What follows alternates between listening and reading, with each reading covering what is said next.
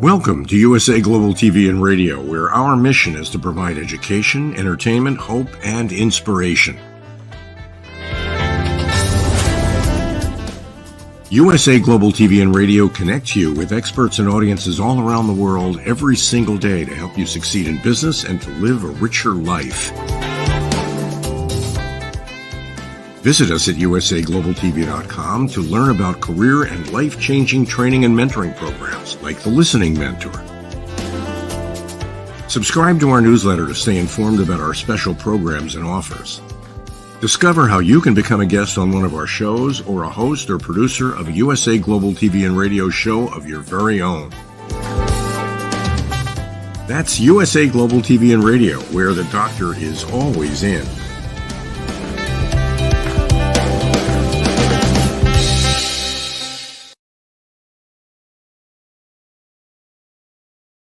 Hello and welcome to USA Global TV and Radio in partnership with E360 TV.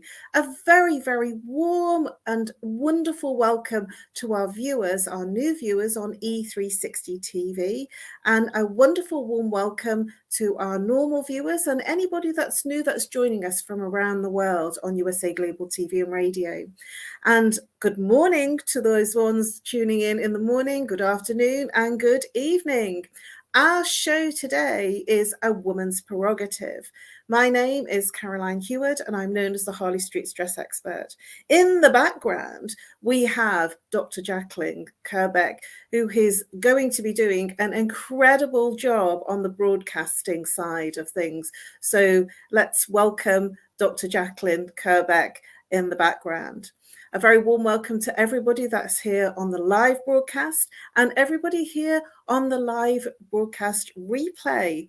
Our show today is A Woman's Prerogative, and our topic today is about shoes, and our stories are going to be covering shoes and our soul stories about the shoes that we wore in our times.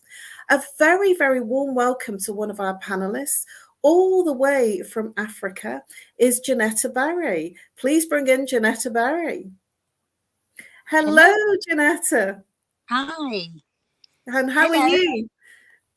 Just a little bit stretched, and but I'm here, and it's wonderful to be here and be part of the show again. I'm not sure how long I'll be able to stay online. I have limited battery and limited power. We're on reserve power. Well, what we're going to do then is make sure that you maximize the time on the show. Please introduce yourself, Jenetta, and tell our viewers, our new viewers and our regular viewers a little bit about you, what you do, who you help, and more importantly, how they can contact you. Yes, well, I'm founder and CEO of the Epiphany Process, which is a process that enables people to deal with crisis in their lives and even day-to-day challenges in the most effective and accurate ways. And this is after I lost my 16-year-old daughter to suicide after she and I argued. So I studied and researched and used the process on myself before being able to help many people worldwide with that. And I'm also founder of a charity attached to the Epiphany Process called World Jenny's Day, which we've just had last week on World Mental Health Day, which uses performing arts and the arts to soften and normalize conversations around depression and suicide. It's an amazing topic, Jenetta, and I was very pleased to be part of World Jenny's Day in the background in terms of co-hosting for about 3 hours on the day. I'd say that's not in the background, that's very out there, and thank you so much for being part of it, Caroline. Well, it was just an honor, a real privilege to be part of that show. I didn't know how to be part of it previously. And so to be co-hosting in this way felt like a really good opportunity to give. And I was very, very proud and honored to be able to do that. Thank you. It was just wonderful to be doing something for World Mental Health Day and for your incredible charity and cause. Thank Well, you. Jenetta, as we don't know how long that we've got with you, this is step-by-step soul stories. So have you got any stories in mind that you'd like to share from your childhood in terms of the kinds of shoes that you wore and a little bit of a story behind the kinds of shoes? I mean, I've got a few to share with our viewers, such as my platforms, but please. Oh, yes. Well, you know, being 59, I did it all. So Yeah, please. I think I've done the same. You name it, I've had every type of shoe in creation. But my challenge is that I'm only a size 4. I'm only 5 foot high. So I'm only a UK size 4, which is tiny. So it's not always easy to find my size shoe. And but I have. Eventually I've managed to. And with my height, I've tended to go for high shoes until recent years. But my greatest story, because I can see my batteries going, my greatest story was when I was dressed up to the nines for a very big business meeting. I was in the corporate side of life, and I was walking along the streets of Cape Town, up a very famous street in Cape Town called Adelaide Street. I was visiting South Africa at the time, and up I was walking in these beautiful high heels, and the heel got stuck in a grate and broke off. And I was going into this meeting within minutes, and I had to walk into this meeting and present with one shoe with no heel, and that was me. Well, Dr. Jacalyn just shared that she's never found a shoe size 5 in the UK. Sorry, 4. She's only ever found shoe size 5. Yeah. Well, I'm a UK 5, so at least she knows what size I am. And even clothes. In my early days, I'd go into the children's section and find 14 to 16-year-old size clothes that could fit me and that were trendy, and often used to do that too. Oh, how lovely to be that petite. Well, I'm really a 4.5, but because of what I like to wear, when I was younger, I used to like to wear those very pointed shoes, you know, those court shoes that were very pointy. And so I'm going to share a little trick that I did, because I liked my high-heeled shoes and I liked the very professional pointy shoes. And essentially, all the point was outside of the foot. so I just had the ends of my toes just underneath where it was about to curve into the pointy bit. So I wasn't actually sitting in the point of the shoe. So from my perspective, I was able to wear size 5, you know, sort of very sophisticated looking court shoes, but actually not squeezing any of my toes. And I have perfect toes. I didn't deform anything. I know I had to do it, and yet I found a way. So I'm really a 4.5, but really, you know, moving into 5s because it's more comfortable for my feet. Absolutely. And here's another one that I've done. I like a particular type of shoe, and I know they're difficult to get hold of, so I get like 4 pairs of different colors, you know, beige and brown and black and blue and red, and then the classic one where I get to work the one morning and I'm wearing one black shoe and one blue. It sounds, well, this is kind of what happens. I have interesting tales about shoes, you know, that one of them is like sort of that you know, my toes are always in the point. But I had an extraordinary experience with a chiropodist who does feet, and I used to, as a child, suffer with a lot of verrucas. And she saw me wearing the highest platforms when I went to see her for a verruca. And she absolutely screamed at me saying, never wear those shoes when you come here. And if you can, don't wear them for a long period of time. If you go out, just wear them to walk, to go to the venue, and take them off She's never squeeze or be in your shoes where you're at a height, because they'll be bad for your feet and you will deform your toes and deform your feet. And what she did was she took her shoe off, and I thought that she was old at the time that I saw her, and she was 25. I was only about 14, something like that, and I thought that she looked really old. And she showed me her feet, and she had the hugest bunions, like really like big, sort of lumps on her foot. And I said, oh my gosh, she frightened the life out of me. And I thought, there's no way that I'm going to do that to my feet. And now I have perfect feet, perfect shaped toes. And so many of my friends compliment me about my feet to my toes, that they're not deformed or misshaped in any way. And I have that chiropodist to be grateful for and to thank for the fact that I didn't deform my feet in any way. So have you got any other stories of shoes that you've been wearing, Janetta?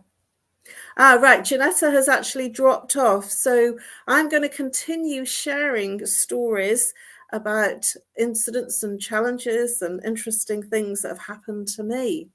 But before I do that, I'm going to introduce myself because I wasn't sure how long Janetta was going to be with us. So I'm known as the Harley Street Stress Expert, and I help people literally bust their stress. How do I do that? I help them with identifying their root cause of the symptom that they reach out to ask me about. So if they have a struggle with physical ache and pain, or emotional pain, or mental pain like anxiety, depression, or if they're complaining about something like a relationship issue, or if they're in huge amounts of bereavement or grief, it's whatever they're complaining about. And I have a number of people, when I say, I help people with manage and bust their stress, they say to me, I'm not stressed. And what I return back to them and say is, well, if you're not sleeping and you're physically aching and paining or complaining about somebody or something in your life, that is your stress manifesting in your life. And I always get an interesting look, and they say, no, I'm not stressed, but I don't sleep and my back kills me and I have weak knees. That is how it's manifesting in your life. And I break through your stress, literally help you bust your stress by identifying the root cause. And I do it through a really simple process. I offer a free consultation on Zoom, Skype, or Messenger, audio, video, or even phone call if you're camera shy. So you can reach out to me on No More Stress at live.co.uk, or you can call me on +44 if you're international. If you're local, 07523 120 189, and I will help you for 30 minutes in a free consultation call. And if you want more, if you have more symptoms, then I offer packages and programs to suit your needs and your finances and investment. So that's about me. So let's get on with soul to soul, step-by-step soul stories. Well, I have a really, really funny one to share with you. It was when I was in corporate and I was organising events for an organisation, and I organised an event at Saatchi & Saatchi, and I got to know them really, really well, the advertising company, and they invited me at Christmas to one of their champagne receptions. And because I got to know them really well, I knew a number of the major key account holders in Saatchi & Saatchi. So I was prepared, champagne and canapes, they said. So I arrive suited and booted, short black dress and obviously the obligatory high-heeled shoes. So I arrive and there's very little food. In fact, there's much champagne. And because it was a lunchtime affair, I drank a lot of champagne because they just kept topping me up. And what happened was when the air hit me, when I left, it was probably about 6 o'clock when I left. And I was in town, in the city, and racing for the tube. And there's many tubes in London. They run very, very frequently. But what happened was I saw the tube and I was on the platform and I ran for it. And when I ran for it in my sort of a little worse for wear, what happened was I literally dived onto the tube and lost one of my shoes on the track. And I remember saying, my shoe, my shoe, my shoe, because I'd been tottering down the platform, rushing to get on the train, and the shoe had come loose and fallen on the track. I went to the next station. Everybody was just killing themselves laughing because I was obviously very worse for wear at that time. And I said, well, one person turned around to me and said, you must, you'll have to hobble home, because one shoe was very high. And says, no, I can't do that. I have to go and pick up the shoe. And this was peak time, 6 o'clock on a Friday evening, I think it was. So really peak traffic on the tube network. So I tottered along to the next station and over the bridge and went down to the platform, and I found a guard, and he saw my feet and he said, oh, it was you. And I said, yes. He said, we watched you. He said, we were in bits. We watched you drop your shoe. He said, I suppose you want me to rescue your shoe now, don't you? And I said, yes, I do, because I can't go home like this. My husband will kill me. And, it's going to be very difficult and it was cold. It was really frosty and cold. And I didn't want to be tottering on the cold pavement, being one shoe on and one shoe off. Although the shoe looked very lovely, I did want the pair. And they were quite expensive shoes. So he turned around and he said, well, you will be stopping the London network. And I was in horror because I had this feeling that he was not going to let me get my shoe. He says, I'm not allowing you to get on the platform. He said, I will stop all trains on this very busy platform in the city on a Friday at peak time for you. And he did.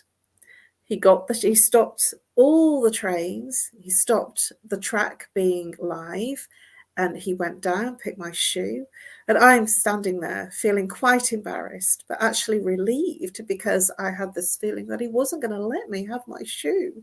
And then I would have to explain to my husband what had happened. So I picked up my shoe, I put it on, feeling really relieved, and got home. And I couldn't believe how amazing that was, because the conductor, the person that was managing the guard on the tube station platform, he could have said, no way am I going to do that. This will really disrupt our network. But he didn't. He looked at me, he smiled. He saw that I looked a little bit pathetic, a little bit, sort of worse for wear.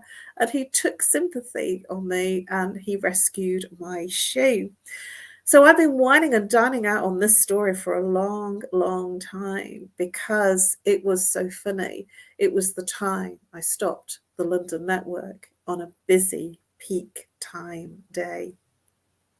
So what other stories do I have about my soles and my shoes? Well, I used to wear very high shoes when I was quite young because that was the thing at the time, to wear platforms, to wear stiletto heels with high heels. And I could dance in them and I would walk in them because it's what you do when you're young. But the thing that I had when I would dance, because I loved to dance even then, I'm still a dancer, is that I would literally go to a club and the first thing I did was take off my shoes because I couldn't dance in them. I used to try, and then because I love to dance all night, I could do about 20 minutes if I was lucky, and then they'd be off, and then all hell would let loose on the dance floor. And because I was so short, because I'm 5'1 3/4" now, and way back then, I was probably about 4'11", so quite a tiny girl. And there I was with no shoes and dancing, and people used to smile saying, where's your shoes? You've lost a lot of your height. Now, my maiden name before I got married began with an M. I was known as Caroline Malik before I got married. And so people used to call me Centimetre, CM. And so when I took off my shoes, they would say, oh, here's little. She used to be large, but now here's little. Or I used to be called Centimetre, because when my shoes came off, I dropped several inches, perhaps 3 or 4 at the most. So other stories I have to share with you, and I have so many like fun things that I have done. In the 80s, it was really fashionable and way back then to wear what they called pixie boots. And I was an absolute raving nutcase and a real fan of pixie boots. And I had different colours, I had different themes, I had different sort of statement pixie boots, and I would wear them. And every time I went out, I'd have red ones, blue ones, brown ones, black ones, and they were a statement piece for me. And I remember one of my aunts saying, because I kept my pixie boot fashion mania for many, many years, long after the time of the pixie boot fashion faded out, because I had many different colours and types. And the reason I wore them for many years is because I absolutely adored them.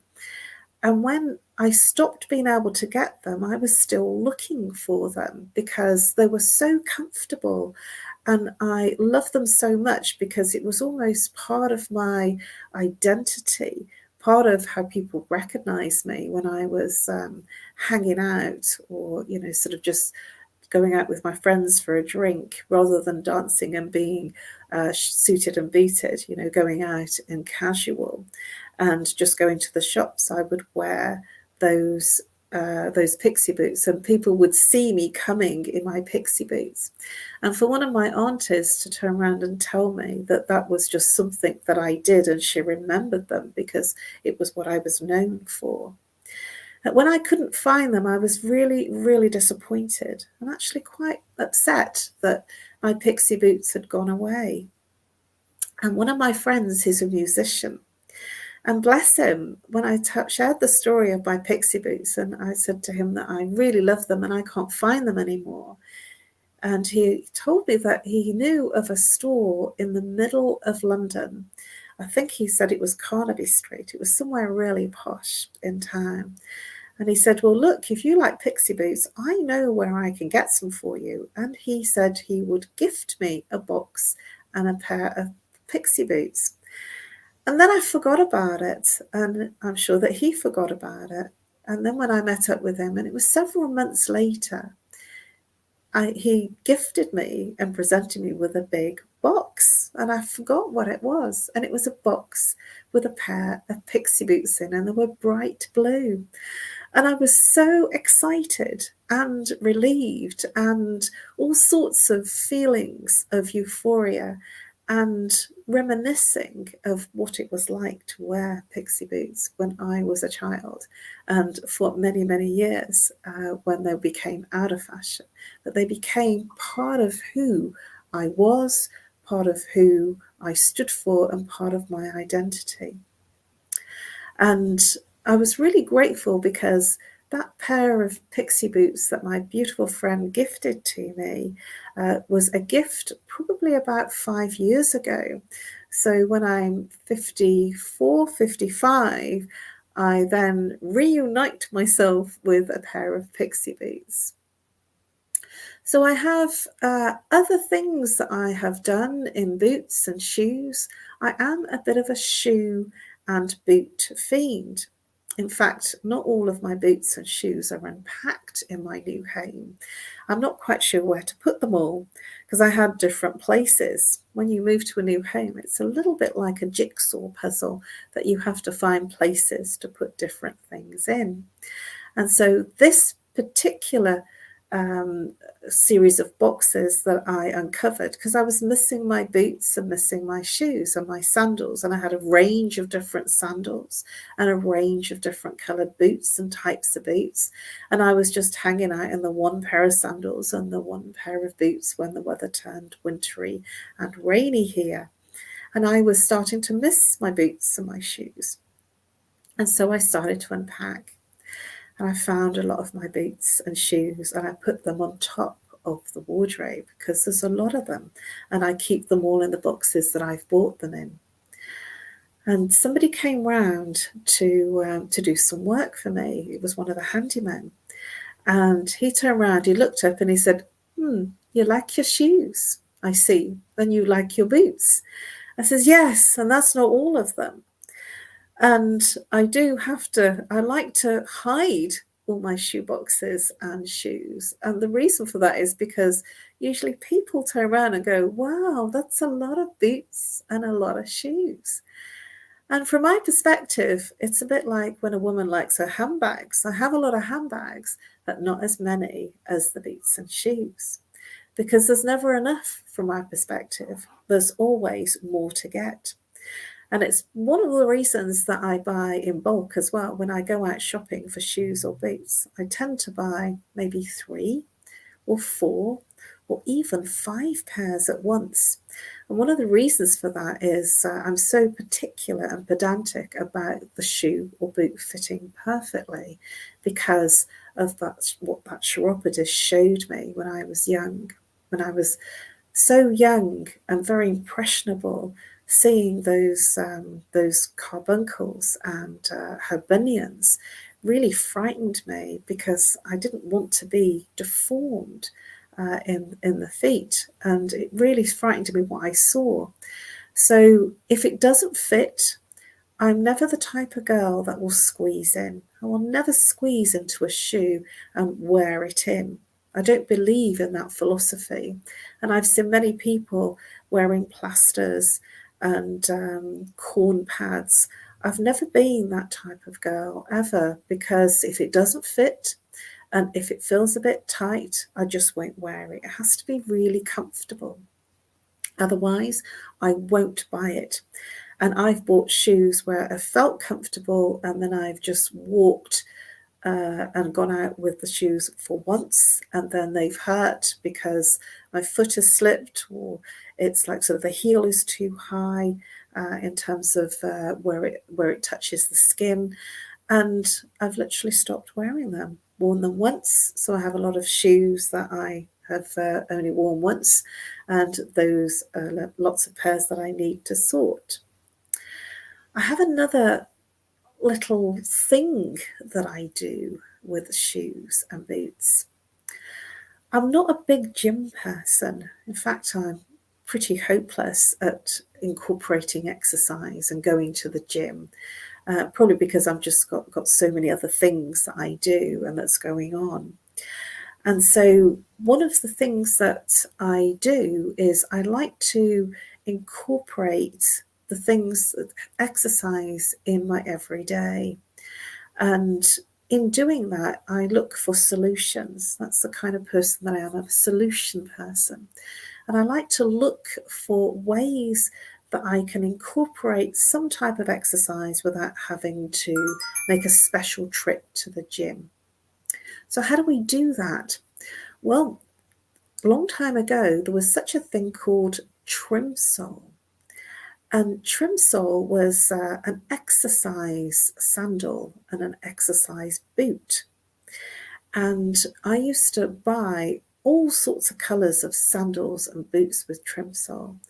And it had a form of technology in it that was an exercise. It was a memory thing and an exercise regime. And it would feel like I was walking up a mountain. And it would exercise my thighs, my inner and outer thighs, and it would really tone my legs. And trim sole stopped manufacturing. I don't quite know what happened to it. And one of the other companies I knew was doing similar kinds of things was Skechers. from my perspective, they didn't look as pretty, and they were slightly less, they were a bit more expensive as well.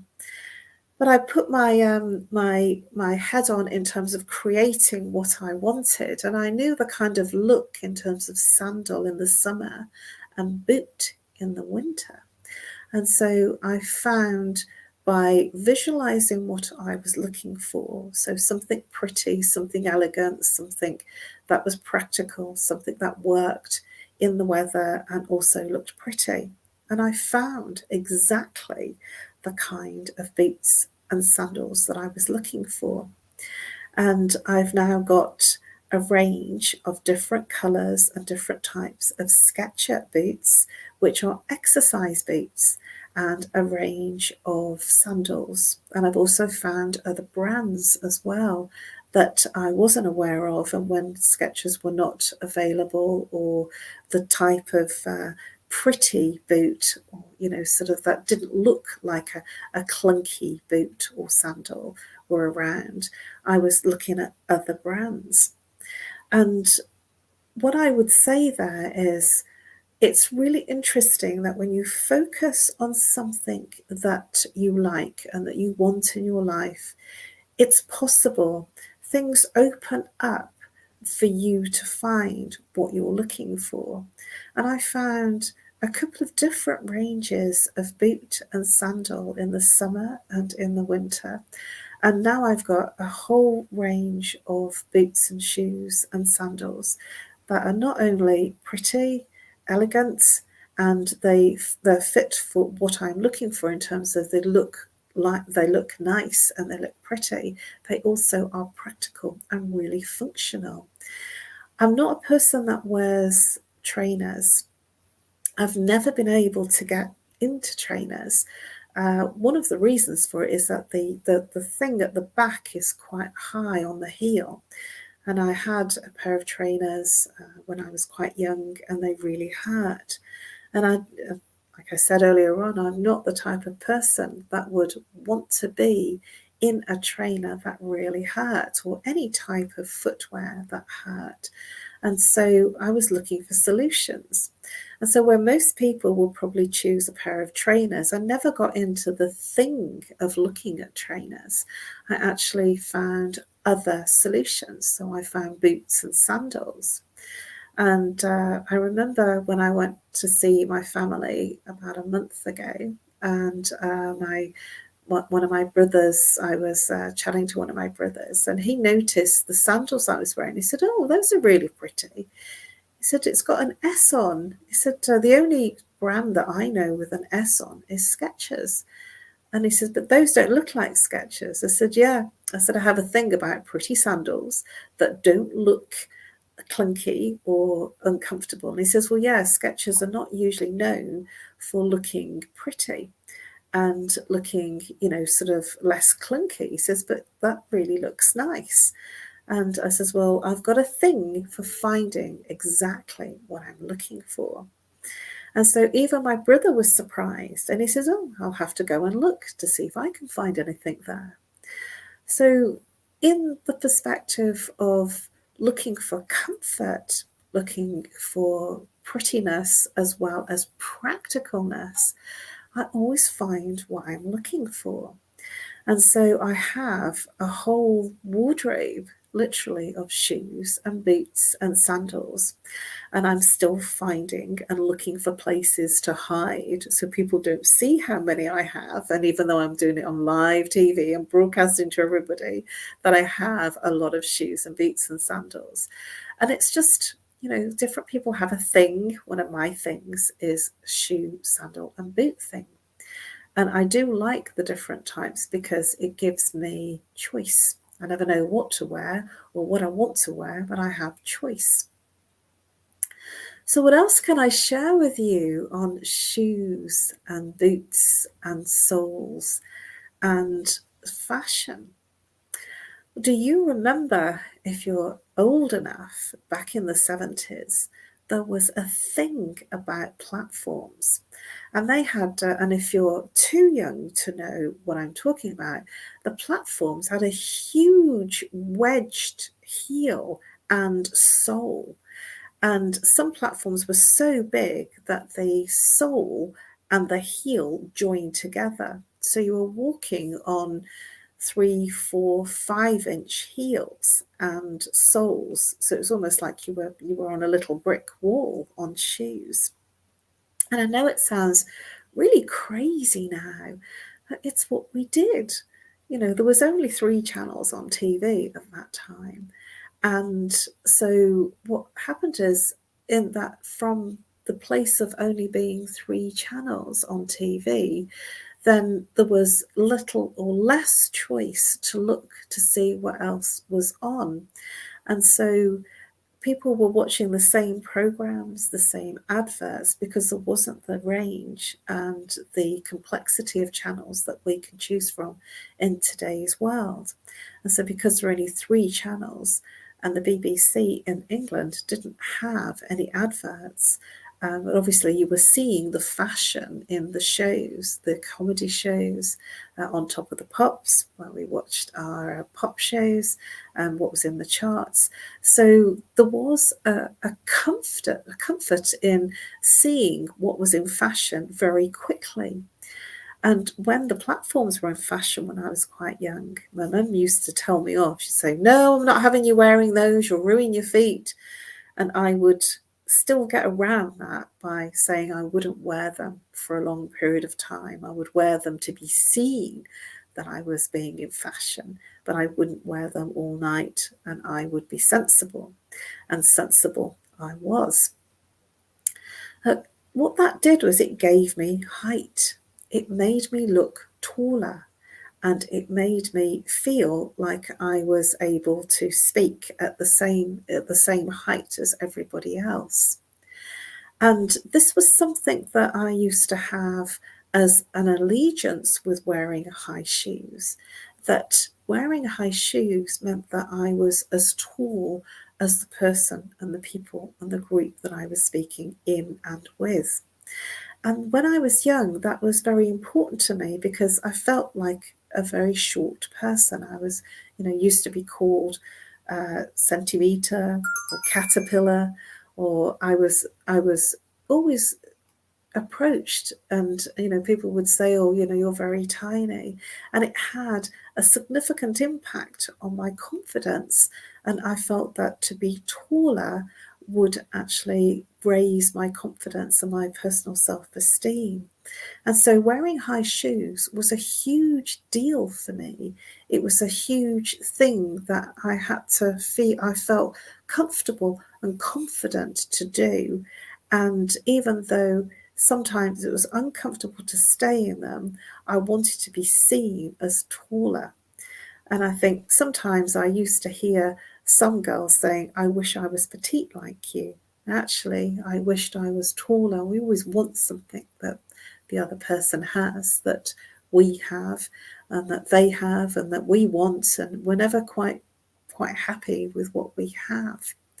And certainly my height was one of them.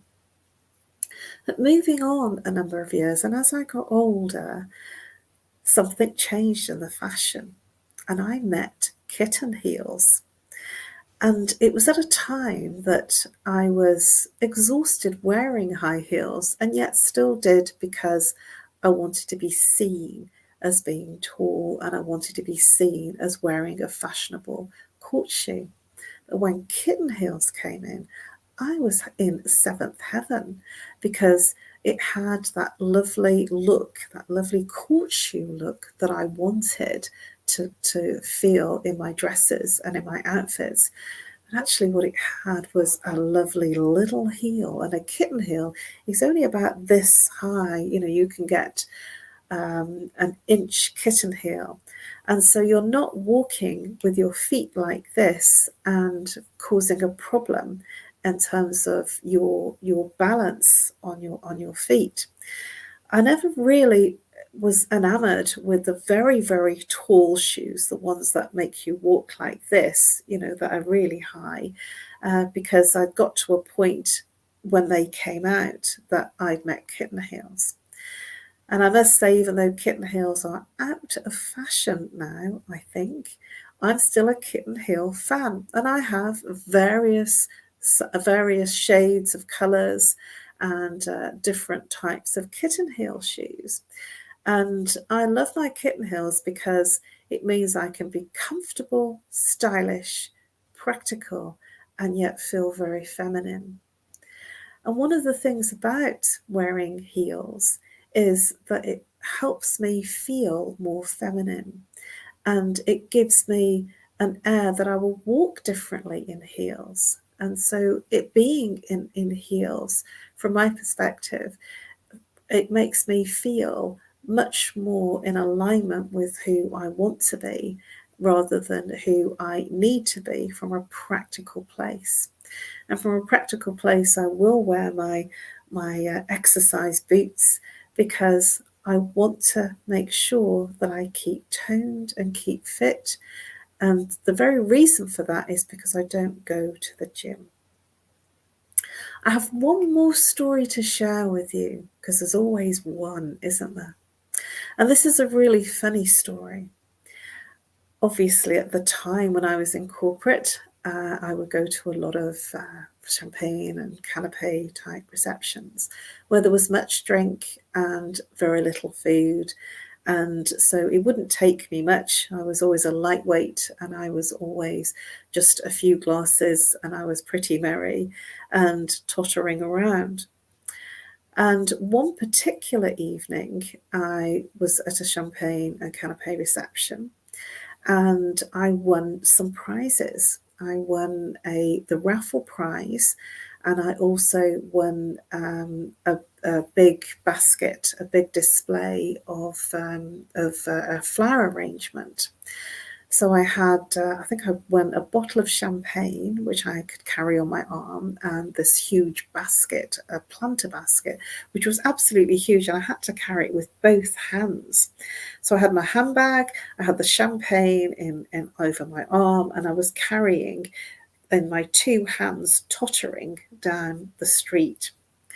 Now, there was somebody there that gave me a lift because he said, you can't take all of this on the tube. You'll never make it on those heels.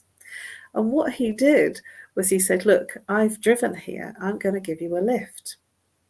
I told him that I was quite far away from the venue, but he was insistent, probably because I was looking a little bit phased around the edges and a little bit delicate. And I was always conscious about giving my address, my, sort of where I lived to people, sort of keeping an amount of confidentiality and discretion. And so what I did was I asked him to drop me off, and it was about a probably 10 to 15 minute walk, on high heels, 15-minute walk from where I lived. But I told him to drop me off at one of the tube stations. And I said, what I'll do is I'll call my husband and I'll get him to pick me up. And that's what I did. And so there I am, tottering down the street with my basket in two hands. And I'm like this, tottering down on my very high heels. And my then husband turned around to me. He says, I could see you from right at the bottom of the street as you were walking down from the top of the hill. I could see you. And he said, you're a walking target for somebody coming to do something and attack you. And I said, don't be silly. I don't think like that. So when he met me, he took the basket off me. He took the champagne off me. And he said, when you do things, you do them with bells on. And you know what? I do, because I usually was a winner in raffles, and I usually got things like bottles of champagne and bottles of wine. And I usually won planters and flowers. And that was just, people used to say I was the lucky person. But the thing to have in mind is the fact that I was always wearing these heels in corporate. So I always tottered everywhere on these heels. And what's really funny about that is that it never fazed me. I just managed it. And when I see young people on the trains, on the tubes and buses, and I see them in their high heels, tottering up and down the escalators and up and down steps, I think of myself as how I was back then. And it was not a big deal. I just managed it. But now I'm much older, I now have a little bit more precariousness about it, and now I don't want to appear and feel uncomfortable. So now I change into low shoes when I go anywhere, and then have my high shoes when I'm going to the venue. So I'm not tottering around anymore. I'm in flat-heeled shoes. Well, I think that I've come to the end of sharing my step-by-step soul stories. I'm going to see you again at midnight tonight to share a few more. I kept a few stories back. So a reminder again, my name is Caroline HEWARD. I've been your host for today's show, A Woman's Prerogative, Step-by-Step Soul Stories. We are working in partnership, it's USA Global TV, in partnership with E360 TV. It is my absolute privilege to have shared some of my soul stories with you. My name is Caroline HEWARD. I'm known as the Harley Street Stress Expert, and I help people bust through their stress. If you are stressed, physical, emotional, mental, or behavioral, if you're complaining about that relationship, if you are moaning about somebody, there will be something that's suppressed in you that's creating that stress. Let me help you and support you bust your stress. Or for a free 30-minute consultation, you'll be able to reach me on nomorestress@live.co.uk, or call me if you're international on +44. If you're local, 07523 120 189. I look forward to breaking through your stress and helping you bust your stress. We're going to go over now to our sponsorship. So Dr. Jacalyn is going to bring up the sponsors adverts so that we can then look at who is sponsoring this show today. Over to you, Dr. Jacalyn. This program is brought to you in part by the British School of Excellence and founder, Mr. Philip Sykes. Building confidence, changing lives. Do you share our view that etiquette is a set of modern life skills that are essential for personal and professional success? Join us as an etiquette coach and change people's lives through the power of etiquette and manners. The last few days have been really amazing. I had a trainer course from the British School of Etiquette. And I must say it's been one of the best decisions I've ever made and one of the best investments I've made in my own training and development. Now, words alone will not describe the transformation and the positive path that I have traveled with the British School of Etiquette.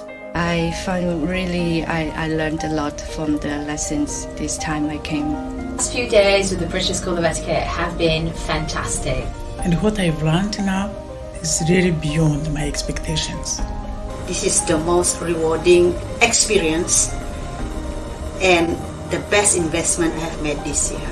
It was just great. I learned so much, and when I go back to Belgium I will incorporate a lot of it into my day-to-day life and business. It's been absolutely wonderful for the whole week that we were here. I feel transformed, and I feel like blowing a trumpet and tell people, come and do this school, this class is the best, this is the best school ever.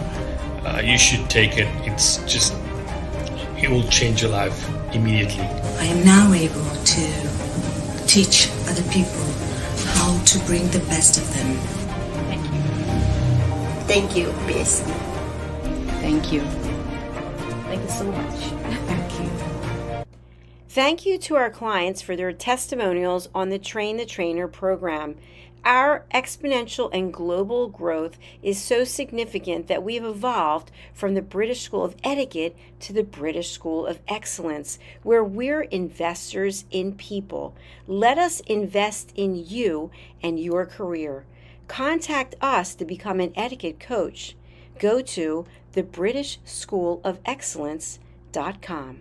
Start your career and elevate your success today. Hi, my name is Zane Carson Caruth, and I'm the author of this book, The World's First Tooth Fairy Ever.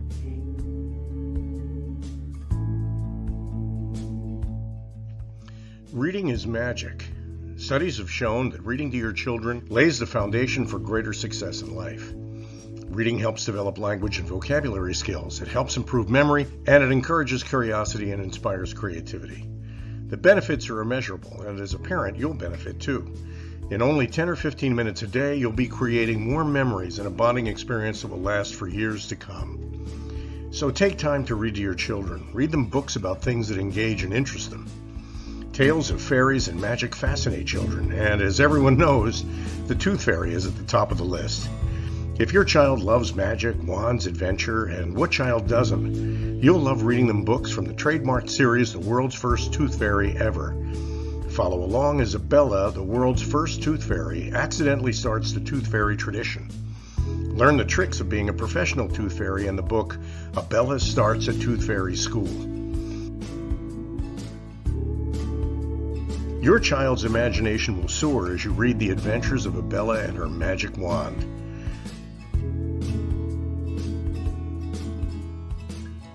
These wonderful books are available at worldsfirsttoothfairy.com and at Amazon, Barnes & Noble, and Walmart.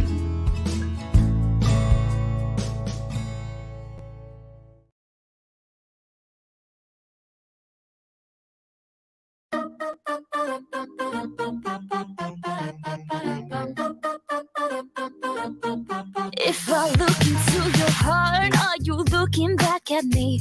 Am I everything you want, baby?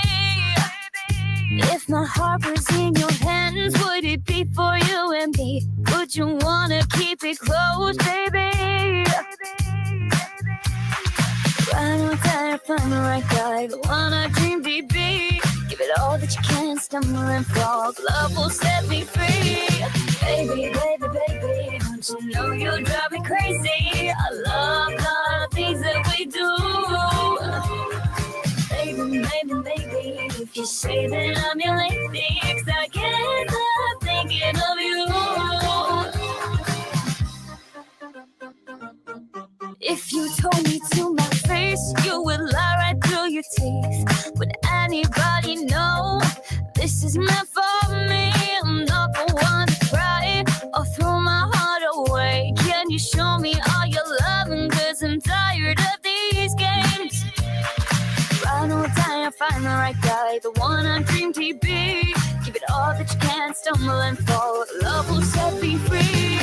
Baby, baby, baby, don't you know you drive me crazy? I love the things that we do. Baby, baby, baby, if you say that I'm your lady, 'cause I can't stop thinking of you. We'll play the game, make it up, fake it up. It's what we do. We'll play the game, shake it up, wake it up. I'm thinking of you. It's alright. It's alright. It's alright. Reach for the stars.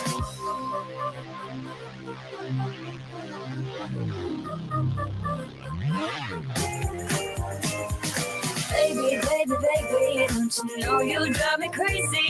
I love the things that we do. Baby, baby, baby, if you say that I'm your lady, 'cause